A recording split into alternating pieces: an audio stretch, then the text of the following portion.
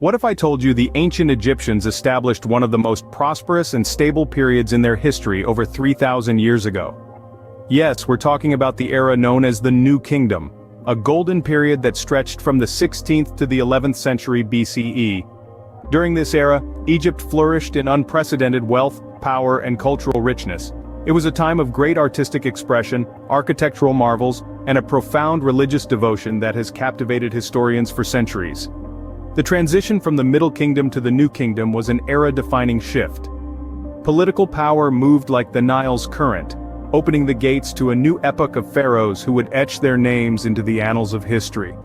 They would lead Egypt into an age where the sun would never set on its glory.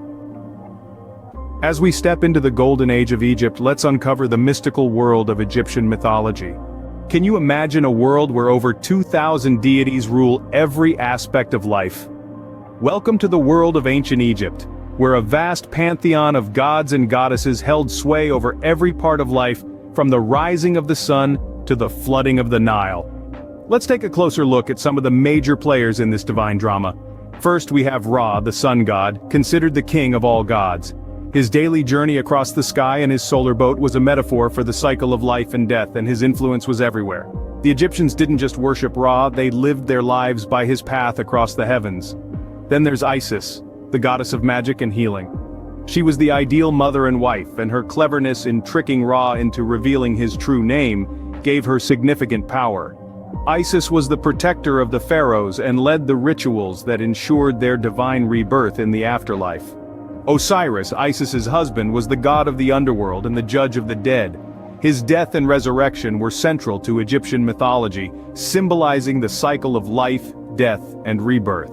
Osiris was the guarantor of eternal life for the Egyptians, the one who ensured their journey to the afterlife was safe and successful. Finally, we have Horus, the falcon-headed god, the son of Isis and Osiris. He was the god of the sky, war, and hunting. Horus was also the divine protector of the ruler of Egypt, and each pharaoh was considered his earthly embodiment. These gods and goddesses weren't distant figures to the Egyptians, they were part of everyday life, influencing everything from the laws that were written to the crops that were grown. They were invoked in times of need, celebrated in times of plenty, and respected at all times. These deities were not just spiritual entities, but integral parts of the Egyptian social fabric. What would you do if your ruler was not just a king but a god? This was the reality for the ancient Egyptians during the New Kingdom, where pharaohs were revered as divine beings, gods on earth. This divine status was more than just a title, it was a fundamental part of their identity and the key to their authority. The pharaohs held a unique position in the pantheon of gods, acting as intermediaries between the divine and the mortal. Their divine status was not just symbolic, it was believed that they were literally gods in human form, and their actions had profound impacts on the spiritual and physical world. Among these divine rulers, some stand out for their significant contributions to Egyptian culture and religion. Akhenaten, for instance, is known for his religious revolution, where he replaced the traditional pantheon of gods with the worship of a single deity, the sun god Aten. This was a radical departure from tradition that continues to intrigue us today. Then there's the young pharaoh Tutankhamun, who came to power at just 9 years old. His reign is most remembered for his tomb, filled with magnificent treasures that provide a fascinating glimpse into the opulence and artistic refinement of the time. And of course, we can't forget Ramses II, one of the most celebrated pharaohs of the New Kingdom. His reign is marked by an unprecedented period of architectural development with grand temples and monuments constructed to glorify his reign and the gods.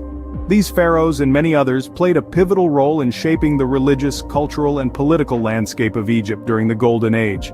They enacted laws, led military campaigns, commissioned great works of art, and performed religious rituals, all while embodying the divine on earth. The pharaohs, as gods on earth, shaped Egypt's golden age and left a legacy that still fascinates us today. Their reigns stand as testament to a time when gods walked among men, shaping the course of history through their divine will. Ever wondered where the gods lived in ancient Egypt?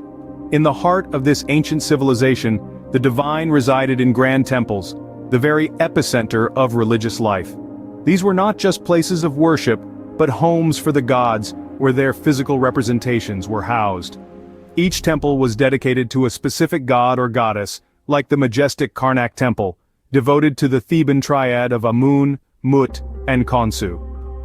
This monumental edifice, a city in itself, was continually expanded by successive pharaohs, each adding their touch to this architectural marvel.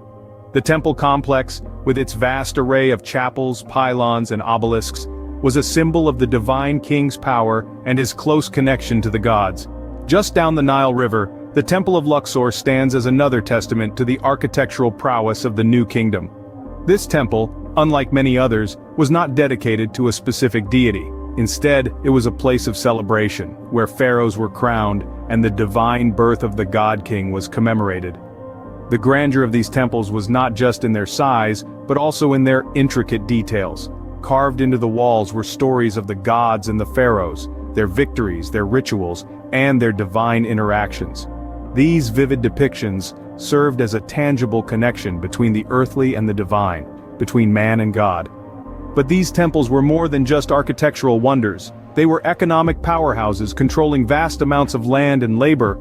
They served as administrative centers, places of learning, and storehouses of wealth. And so, the temples of the New Kingdom, these abodes of the gods, were not just physical structures. They were the heartbeat of Egyptian society, pulsating with religious fervor, political power, and cultural richness. These monumental structures stand as silent witnesses to the grandeur of the New Kingdom and its deep devotion to the divine. What happens when a golden age comes to an end? As the sun set on the New Kingdom around the 11th century BC, Egypt was plunged into an era of political instability and economic decline, marking the end of its golden age. This period, often referred to as the Third Intermediate Period, saw the country fragment into smaller city-states, each ruled by its own dynasty, and the influence of foreign powers, like the Assyrians and Persians, steadily rise. Despite the turmoil, the mythology and religious beliefs that were so integral to the New Kingdom didn't just vanish into thin air. If anything, they grew more potent, seeping into the cultures of those who came into contact with the Egyptians. Greek and Roman civilizations, for instance, borrowed heavily from Egyptian mythology, adapting their gods and goddesses, and incorporating Egyptian motifs into their art and architecture. Fast forward to the modern era, and the influence of Egyptian mythology has permeated far beyond the realm of history and archaeology. It's everywhere, from our books to our movie screens, from comics to video games. Take the ever-popular story of Isis, Osiris, and Horus, for example. This tale of love, betrayal, and resurrection has been reimagined countless times in literature and film, serving as a testament to the enduring appeal of these ancient narratives. Even our language carries traces of this ancient culture. Phrases like, "the writing is on the wall" or "read the room" owe their origins to the hieroglyphs that adorned Egyptian temples and tombs. And of course, who can forget the iconic image of the Sphinx or the Eye of Horus, symbols that have become synonymous with mystery, power, and knowledge? Even as the sands of time buried the New Kingdom, the echoes of its mythology continue to resonate, shaping our understanding and appreciation of this ancient civilization. And so, while empires rise and fall, it seems the stories we tell, the myths and legends, have a way of enduring, of outliving the very civilizations that birthed them. And isn't that a story worth telling? So, what did we discover on this journey through the golden age of ancient Egypt? We've ventured through the prosperous era of the New Kingdom, a time of wealth, power, and architectural marvels. We've met the pantheon of gods and goddesses, each with their unique roles and significances, shaping the belief system and daily life of the ancient Egyptians. We've seen the divine status of pharaohs, not just rulers, but living gods walking among men, their will considered divine decree. Our journey took us to the grand temples, not just buildings, but real, tangible abodes of the gods, their sanctity echoing through the vast halls. And finally, we've pondered on the enduring influence of Egyptian mythology, its ripple effect on art, culture, and religion, still palpable even thousands of years later. As we close this chapter on the golden age of ancient Egypt, we realize that the stories we've uncovered are not just tales from the past, but a legacy that continues to shape our world today.